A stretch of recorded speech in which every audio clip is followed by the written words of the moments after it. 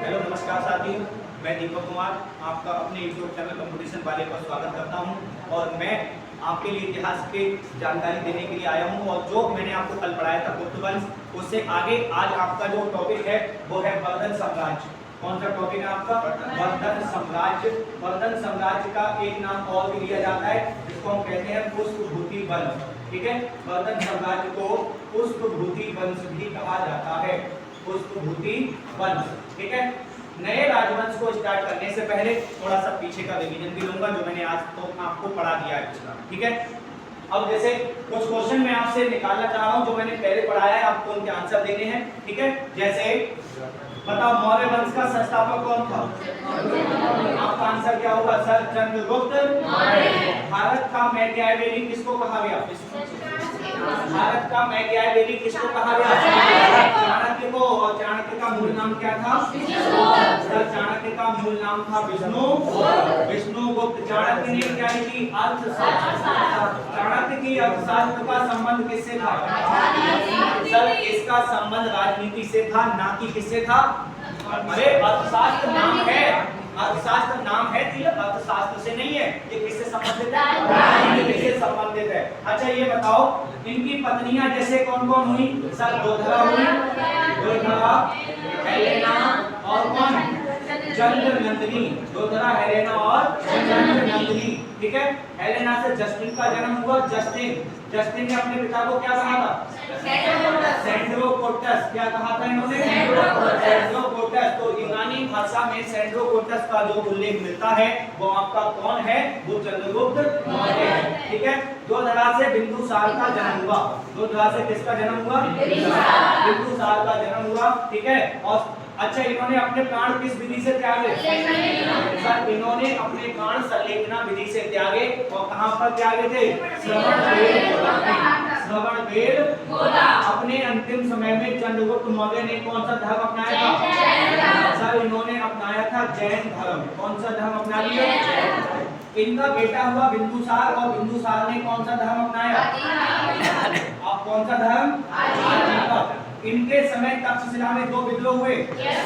इसको दबाने के लिए उन्होंने पहले अपने बड़े बेटे को भेजा। किसको? सुशील। पहले किसे भेजा? सुशील को भेजा। बाद में किसे भेजा? अशोक को भेजा। ठीक है, यहाँ पर अच्छा ये बताओ इनके दरबार में राजदूत कौन आया था? कौन आया था बताओ? डाइमेकस। कौन आया था? डाइमेकस। अच्छा ये बताओ मास्की अभिलेख में अशोक का नाम क्या मिलता है? सर इनका नाम मिलता है देवा नाम प्रिया। देवा नाम प्रिया मिलता है। अपने शासन के 8वें वर्ष यानी 261 बीसी में 261 बीसी में अशोक ने कलिंग पर आक्रमण कर दिया।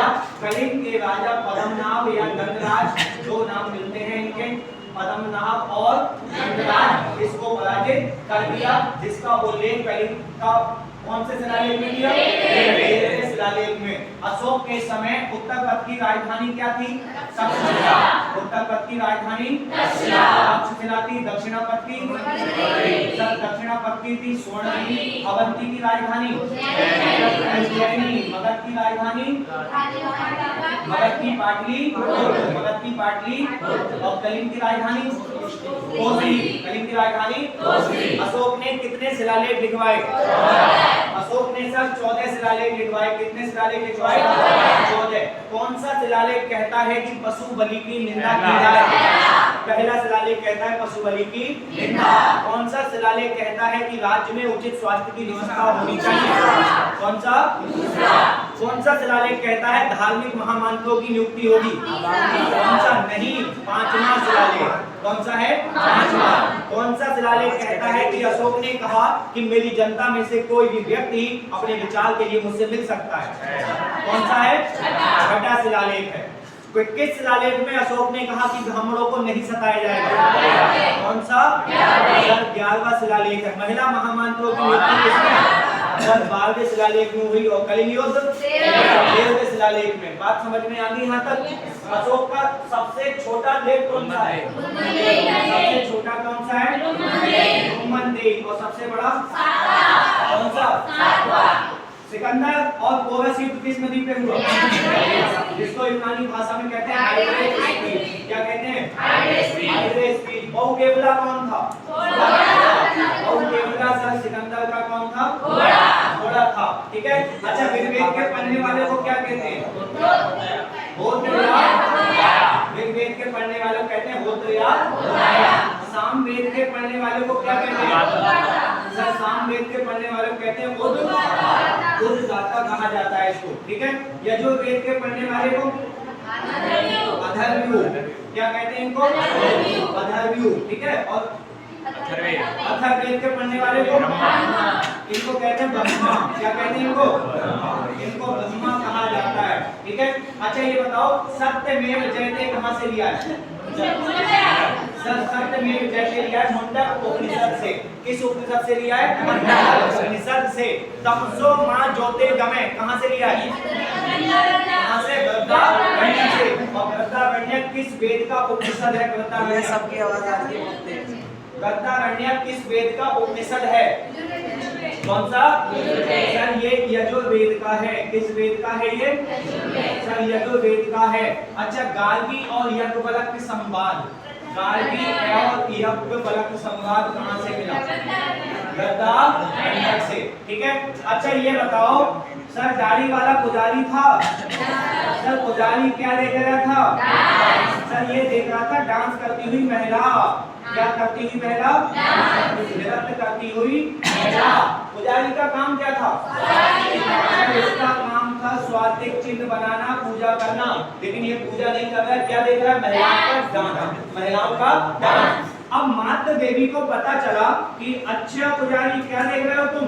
डांस देख रहे हो। मात्र देवी ने भेज दिया एक सींग वाला और एक सींग वाले हिरण ने पुजारी को जब मारा, पुजारी घुस गया 16 कणों के में। फिर घुसा कहाँ जाके? अन्नागार में। फिर भी नहीं छोड़ा तो कहाँ घुसा? श्रमिक आवास। कहाँ जाके घुसा? अब हिरण ने कहा कि अब श्रमिक आवास आ गए, अब इससे ज्यादा नहीं मारूंगा मैं क्योंकि यहाँ मजदूर परेशान हो जाएंगे। ठीक है। तो ये सारे साक्ष्य कहाँ से मिले? मोहनजोदड़ो से। कहाँ से मिले थे? हड़प्पा सभ्यता का सबसे बड़ा नगर कौन सा था? सर मोहनजोदड़ो था, जिसकी खोज 1922 में हुई। किसने? दास बनर्जी ने। किसने की थी? दास बनर्जी। साक्ष्य क्या क्या है? सर दाढ़ी वाला पुजारी देख रहा है डांस करती हुई महिला, यानी कि और महिला कहाँ डांस कर रही है? स्विमिंग पूल में महिला डांस कर रही है। पुजारी का काम है स्वातिक चिन्ह बनाना, लेकिन पुजारी देख रहा है डांस। तो मात्र देवी को पता चला कि पुजारी पूजा न करके डांस देख रहा है। उन्होंने एक सींग वाला हिरण ले दिया और उसने हिरण ने पुजारी को भूत दिया 16 कणों के पैर में। वहां से भागा कहां? अन्नागार में गया और अन्नागार से कहां घुसा? श्रमिक आवास में। ठीक है। ये थी अब तक की पिछली थोड़ी सी जानकारी। ठीक है। वो मैं डेली आपको रिवीजन बेस कराता ही हूँ। अब है आज का टॉपिक, जो आपका टॉपिक क्या है? बर्धन साम्राज्य या पुष्पभूति वंश। कल आपने पढ़ा कि सर गुप्त वंश हमने देखा था। तो गुप्त वंश के बाद में कौन सा वंश आया यहाँ पर? बर्धन। कौन सा वंश आया? बर्धन साम्राज्य आया, जिसको हमने कहा पुष्पभूति वंश। ठीक है। सर पुष्पभूति जो वंश था, इस वंश का संस्थापक था पुष्पभूति। भाई संस्थापक के नाम पर ही वंश का नाम दिया जाता है ज्यादातर। क्यों? अब देखो संस्थापक है इसके कौन? पुष्पभूति। संस्थापक है पुष्पभूति, इसीलिए इस वंश को पुष्पभूति वंश भी कहा जाता है। ठीक है। सर इसको पुष्पभूति वंश कहा जाता है। इन्होंने अपनी राजधानी बनाई थानेश्वर। राजधानी क्या बनाई? थानेश्वर कहाँ है? हरियाणा। थानेश्वर कहाँ है? हरियाणा में। ठीक है। तो पुष्पभूति वंश का संस्थापक है पुष्पभूति। इनने राजधानी कहाँ बनाई? थानेश्वर। थानेश्वर बोले तो हरियाणा। ठीक है। अच्छा इन्होंने देखो, आपने देखा गुप्त वंश के समाप्ति होते होते भारत पे हूण लोगों ने कब्जा कर लिया था, लेकिन सिंध के क्षेत्र से हूण लोगों को भगाने वाला कौन था? कौन? पुष्पभूति। बात समझ में आ गई? ठीक है। तो पुष्पभूति वंश का संस्थापक कौन है? पुष्पभूति। इसकी राजधानी कहाँ है? थानेश्वर। ठीक है। अब इस वंश में अगला शासक आएगा एक, जिसका नाम है प्रभाकर बलकर। ठीक है। शासक है प्रभाकर वर्धन, ठीक है। प्रभाकर वर्धन को उपाधियां दी गई, जैसे हूण केसरी, हूण केसरी, सिंधु राज, काय की उपाधि दी गई इनको, सिंधु राज, यानी सिंधु के क्षेत्र पर कब्जा करने वाला कौन बन गया, सिंधु राज कहलाया। अच्छा, हूण लोगों को हरा दिया किसने, प्रभाकर वर्धन ने, हूण लोगों को हरा दिया किसने, प्रभाकर वर्धन ने, इसलिए कहा गया इसको हूण केसरी, ठीक है। और हूण लोगों का कब्जा कहां था, सिंध के क्षेत्र पर, है ना, किसके क्षेत्र पे था, सिंध के, तो उसको कहा गया सिंधु राज। क्या कहा गया उसको, सिंधु राज कहा गया उसको। बात समझ में आ गई। सर, प्रभाकर वर्धन के दो बेटे थे, कितने बेटे थे इनके, दो। जितना एग्जाम के लिए ओरिएंटेड है केवल वही पढ़ाऊंगा, ज्यादा तगड़ी कहानियां नहीं सुनाऊंगा इसकी, ठीक है। दो बेटे थे, एक का नाम था बड़ा बेटा राजवर्धन, बड़ा बेटा कौन है, राजवर्धन, छोटा बेटा है हर्षवर्धन, छोटा बेटा कौन है, हर्षवर्धन। इनकी एक बेटी है जिसका नाम क्या है, हाँ सर, इनकी एक बेटी है और बेटी का नाम है राजश्री, बेटी का नाम क्या है, राजश्री, ठीक है। अब राजश्री का विवाह किया गया कन्नौज के राजा के साथ, ठीक है। राजश्री का विवाह किसके साथ हुआ, कन्नौज के राजा कौन, गिरहवर्मा, ठीक है। और ये गिरहवर्मा किस वंश के, मौखरी वंश, किस वंश के राजा हैं, ये सर मौखरी वंश के राजा हैं। और कहाँ के शासक हैं, कन्नौज, ठीक है। कन्नौज में शासन करते हैं कौन, गिरहवर्मा। तो राजश्री का रिश्ता किससे रखवा दिया गया, गिरहवर्मा के साथ में, ठीक है। तुम्हारा भी लग जाएगा कहीं ना कहीं, है तुम्हारी वाली कहीं ना कहीं गोबर डाल रही होगी, क्यों, अब धानों के सीजन में धान काट रही होगी, क्यों, धान काटेगी, वो गांव से है, गांव से है तो गांव से संबंधित तो होगी। चलो अब देखो, राजश्री का विवाह किसके साथ हुआ, के साथ हुआ। और ये किस वंश के राजा थे, मौखरी वंश, किस वंश के राजा थे, मौखरी वंश, और कहाँ के थे, कन्नौज। अब राजश्री का विवाह हो गया, राजश्री का विवाह हो गया, तुम्हारा हो गया, तुम्हारा अभी ना हो गया, तुम्हारे खाते में अभी कुछ भी ना है, ठीक है। चलो कोई बात ना है, मान लो ऐसे मत मानो, दावत की खानी है, ठीक है, ऐसे मत मानो, दावत की तो गिराओगी। चलो अब देखो, आपने देखा सर कन्नौज, कन्नौज कहाँ है, क्यों, मतलब सब नहीं आनी, सोचने की जरूरत पड़ रही, कन्नौज कहाँ है बताने के लिए, कन्नौज कहाँ पर है, अरे इसमें देख लो नक्शे में, तो कन्नौज दिख रहा है। अब देखो थानेश्वर, थानेश्वर हरियाणा में, थानेश्वर, थानेश्वर में राजा कौन है इस समय, प्रभाकर, प्रभाकर वर्धन के दो लौंडे हैं, एक राज्यवर्धन है, एक राज्यवर्धन और एक कौन, सर राज्यवर्धन। अब हुआ क्या, राजश्री का ब्याह हो गया और प्रभाकर वर्धन की हो गई मृत्यु। अब जब प्रभाकर वर्धन की मृत्यु हुई तो फिर अब थानेश्वर की गद्दी पे कौन बैठेगा, कौन बैठेगा थानेश्वर की गद्दी पे, सर अगला शासक बनेगा यहाँ पर कौन, सर अगला शासक बनेगा यहाँ पर राज्यवर्धन, ठीक है। अब गद्दी पर कौन बैठ गया, राज्यवर्धन बैठ गया, यानी अगला शासक कौन बन गया, राज्यवर्धन। अब इधर हुआ क्या, सर नीचे मालवा, मालवा, मालवा कहाँ पर है, मध्य प्रदेश में। मालवा का राजा देवगुप्त, मालवा का राजा देवगुप्त, गोंड बंगाल क्षेत्र में पड़ता है, गोंड। तो गोंड का राजा कौन है, शशांक, गोंड का राजा कौन है, शशांक, ठीक है। अब गोंड का राजा शशांक और मालवा का राजा देवगुप्त, इन दोनों की बड़ी अच्छी दोस्ती है, इन दोनों की कैसी है, बड़ी अच्छी दोस्ती है। अब ये दोनों जो है किस पे आक्रमण कर देते हैं, कन्नौज पर। किस पे आक्रमण कर दिया, इन्होंने कन्नौज पे आक्रमण कर दिया। और कन्नौज पे आक्रमण करके, कन्नौज का राजा कौन है, कन्नौज का राजा कौन है, गिरहवर्मा। भाई इन लोगों ने गिरहवर्मा को निपटाया, गिरहवर्मा को मौत के घाट उतार दिया। अब जब गिरहवर्मा को मौत के घाट उतार दिया, खबर कहां पहुंची, थानेश्वर। खबर थानेश्वर पहुंची कि देवगुप्त और शशांक ने कन्नौज पे आक्रमण कर दिया।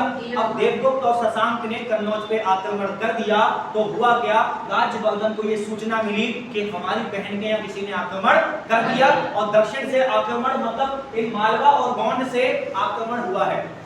अब राज्यवर्धन एकदम गुस्से में आग बबूला हो गया। उसने कहा मतलब देखो दुनिया में किसी पे हो जाए, लेकिन अगर साला है और जीजे पे अगर जरा सी भी हाथ आ जाए तो चाहे दुनिया लौट हो जाए, है जीजा के लिए तो सब कुछ समर्पित होता ही है? तो जब पता चला कि जीजा का आक्रमण हो गया, इसने तुरंत सेना निकाल दी। कहां के लिए? कन्नौज के लिए। कन्नौज के लिए सेना से कहा कूच करो, लेकिन उधर हुआ क्या? गृह वर्मा की क्या हो गई? गृह वर्मा की हत्या कर दी इन लोगों ने, इसकी मृत्यु हो गई, बहन विधवा हो गई। बड़ी टेंशन हो गई अब किसे?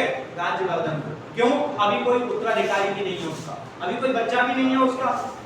अब इसने जब सेना निकाली तो इसको सबसे पहले कौन मिल गया?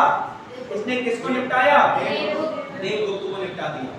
राज्यवर्धन ने आक्रमण किया और इस युद्ध में राज्यवर्धन ने किसको लपेट दिया?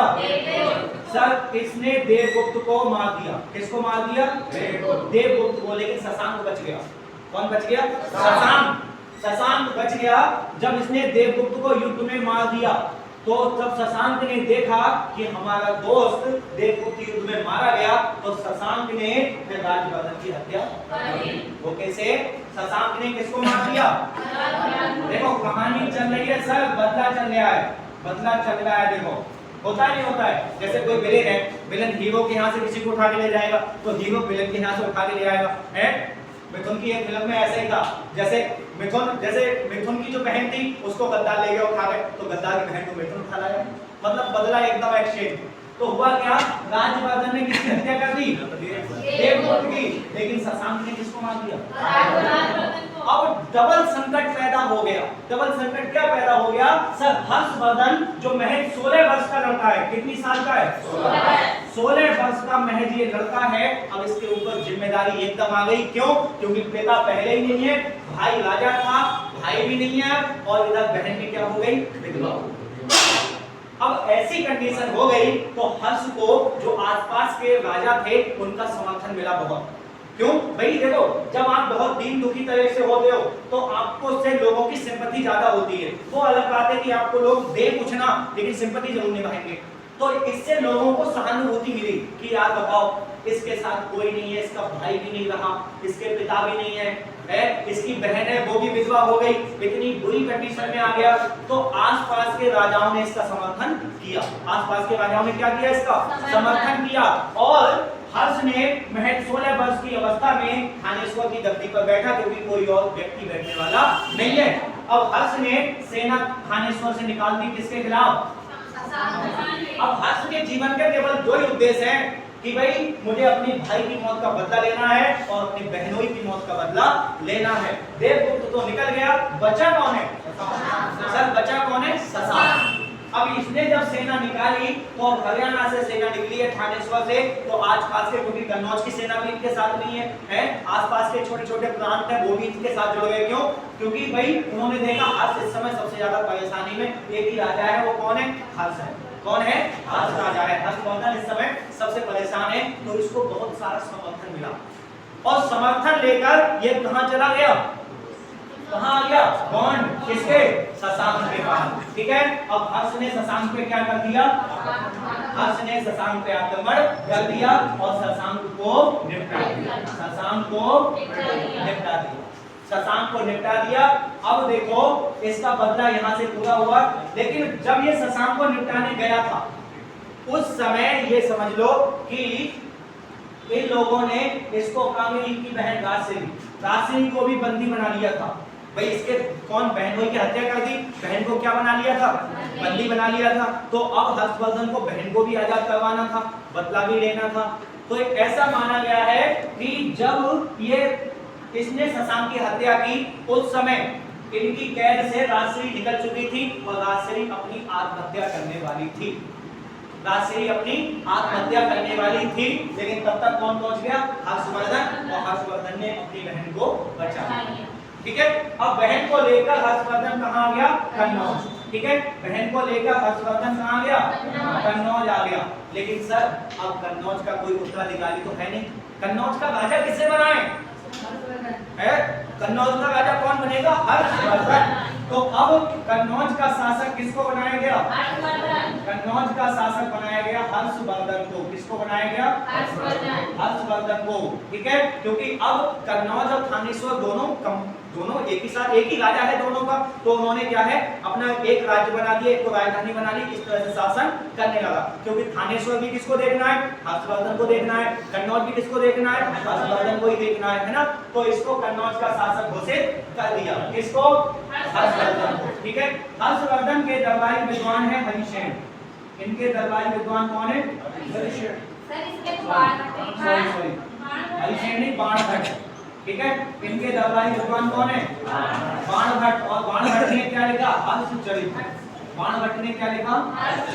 हर्षचरित्र। क्वेश्चन बनता है कि हर्षचरित्र के रचयिता कौन है? बाणभट्ट। हर्षचरित्र के रचयिता कौन है? बाणभट्ट। ठीक है, राजा हर्ष के समय नालंदा विश्वविद्यालय, कौन सा विश्वविद्यालय? नालंदा विश्वविद्यालय। जानते तो हरिपुर किसने बनवाया था? किसने? किसने बनवाया? कुमारगुप्त ने। इसलिए नालंदा विश्वविद्यालय के कुलपति बौद्ध धर्म के, ठीक है, एक भिक्षु कौन है? शीलभद्र। ठीक है, शीलभद्र को इसका कुलपति नियुक्त किया। क्या नियुक्त किया? कुलपति। किसका? नालंदा विश्वविद्यालय। नालंदा विश्वविद्यालय का कुलपति किसको नियुक्त किया? शीलभद्र को। किसको नियुक्त किया? बताओ, नालंदा विश्वविद्यालय का कुलपति किसको नियुक्त किया? शीलभद्र को नियुक्त किया। ठीक है, हर्ष के समय चीनी यात्री कौन आया? हाँ सर, हर्षवर्धन के समय चीनी यात्री आया हेनसांग। हर्षवर्धन के समय चीनी यात्री कौन आया? हेनसांग। क्वेश्चन पर पूछा जाता है, जैसे क्वेश्चन आता है सर, फैयान किसके समय आया था? चंद्रगुप्त द्वितीय। फैयान किसके समय आया? चंद्रगुप्त द्वितीय। और हेनसांग किसके समय आया? हर्षवर्धन। किसके समय आया? हर्षवर्धन के समय आया। ठीक है, तो हेनसांग किसके समय आया? हर्षवर्धन। बाणभट्ट किसके दरबारी हैं? हर्षवर्धन के। किसके हैं? और हरिसेन किसके थे? समुद्रगुप्त। हरिसेन किसके थे? सर, हरिसेन ने प्रयाग इसका लिखवाया था। प्रयाग प्रशस्ति किसने लिखवाया था? हरिसेन ने। किसने लिखवाया था? हरिसेन ने। ठीक है, हर्षचरित्र किसने लिखा? इन दोनों में से क्वेश्चन आता है। हरिसेन किसके दरबारी थे? तो आपका आंसर होगा सर समुद्रगुप्त। ठीक है, बाणभट्ट किसके दरबारी? तो आपका आंसर होगा हर्षवर्धन। हर्षचरित्र किसने लिखा?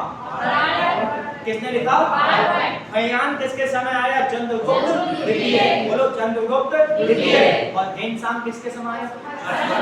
हर्षवर्धन के समय। किसके समय आया? हर्षवर्धन के समय भारत आया। बात यहाँ तक सबको समझ में आई या नहीं आई? पक्का? ठीक है, आगे देखो सर, हेनसांग भारत आ गया है ना, और हेनसांग लगभग ये 629, ठीक है, 629 ईस्वी के आसपास का समय है जब हेनसांग कहाँ आया? भारत आया। यहाँ तक बात समझ में आ गई? कन्नौज का शासक किसको बना दिया? हर्षवर्धन को। किसको बना दिया? हर्षवर्धन को। सर, हर्षवर्धन ने अपने नाटक लिखे हैं। इन्होंने अपने नाटक लिखे हैं कौन कौन? रत्नावली, रत्नावली, प्रियदर्शिका, प्रियदर्शिका और नागानंद और नागा। ये भी क्वेश्चन पूछा जाता है कि सर हर्षवर्धन के नाटक कौन कौन से हैं? तो हर्षवर्धन के नाटक कौन कौन से हैं? रत्नावली है, प्रियदर्शिका है और नागानंद है। रत्नावली, प्रियदर्शिका, नागानंद। रत्नावली, प्रियदर्शिका, नागानंद। रत्नावली, प्रियदर्शिका, नागानंद। बात समझ में आई या नहीं आई? ठीक है सर, ये बताओ आप हमें, जो आपका वर्धन वंश है, इस वर्धन वंश में जो अश्वरोही थे, अश्व सेना वाले, इनको क्या कहते थे हम? क्या कहते थे? कुंतल। क्या कहा जाता था इनको? कुंतल। सिंहनाद कौन था? सेनापति को क्या कहते थे? हाँ, सेनापति को क्या कहते थे? ये सिंहनाद। सेनापति को क्या कहते थे? सिंहनाद कहा जाता था। और अश्व सेना वाले को कुंतल। तो कुंतल कौन थे? कुंतल कौन थे? कुंतल कौन थे? अश्व सेना प्रमुख। सेनापति कौन? सिंहनाद। सेनापति को क्या कहते? बात यहाँ तक समझ में आई सबको? नहीं आई? आ गई? पक्का? अरे अब सॉरी, वर्धन साम्राज्य का संस्थापक कौन है? पुष्पभूति। पुष्पभूति उस पोथी के बाद शासक कौन बना? प्रभाकर वर्धन। कौन बना? प्रभाकर वर्धन। प्रभाकर वर्धन ने सिंध के क्षेत्र पे कब्जा कर लिया, इसलिए कहा गया सिंधु राज। हुन लोगों को हराया इसने, तो हुन प्रभाकर वर्धन के दो लौंडे हैं, राजवर्धन। एक बेटी है कौन? राजश्री का ब्याह हुआ कन्नौज के राजा गृहवर्मा के साथ। किसके साथ हुआ? गृहवर्मा के साथ।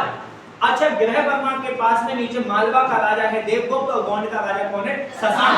अब इन दोनों ने आक्रमण कर दिया किस पे? किस पे? ठीक है, और कन्नौज पे आक्रमण कर दिया, गृहवर्मा की हत्या कर दी और राजश्री को बंदी बना के ले गए। अब पता चला किसको? राजवर्धन को कि मेरी बहन बंदी बना ली और बहनोई की क्या हो गई? हत्या।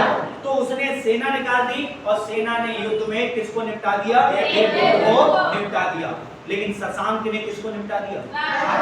शशांक ने राजवर्धन को निपटा दिया। ठीक है, अब थानेश्वर की गद्दी पे कौन बैठा है? हर्षवर्धन। कौन बैठा? हर्षवर्धन। महज 16 साल की उम्र में राजा बना है। अब उसने सेना निकाल दी किसके खिलाफ? शशांक के खिलाफ। और युद्ध में शशांक को मार दिया, अपनी बहन को आजाद करा लिया और कन्नौज का शासक घोषित कर दिया किसको? हर्षवर्धन के समय चीनी यात्री कौन आया? कौन आया? हेनसांग आया। इसके दरबारी विद्वान बाणभट्ट थे, उन्होंने क्या लिखा? बाणभट्ट ने क्या लिखा? तो हर्षचरित के रचयिता कौन है? कौन है? इनकी सेना में जो आपका सेनापति होता था उसे कहते हैं सिंहनाथ। क्या कहा जाता था? सिंहनाथ। क्या कहते हैं उसको? सिंहनाथ। कुंतल कौन था? हस्त सेना का प्रमुख। कुंतल कौन था? हस्त सेना का प्रमुख। बात यहाँ तक सबको समझ में आ गई? ये आपका टॉपिक मैंने आज एंड कर दिया। ठीक है, आगे आपका नया टॉपिक स्टार्ट होगा। ठीक।